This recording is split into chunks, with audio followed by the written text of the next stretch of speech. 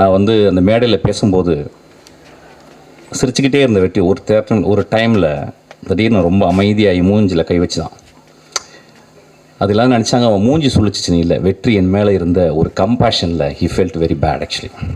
அதுக்காக வெற்றிக்கு ஒரு கிளாப் பண்ணணும்னு நினைக்கிறேன். ஆக்சுவலாக Vetri is very very sensitive. Okay, coming back.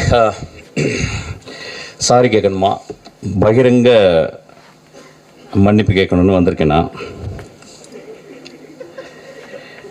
நண்பர்கள் தானே, சரி okay. I'm going to take little time, Betty. Don't mistake me.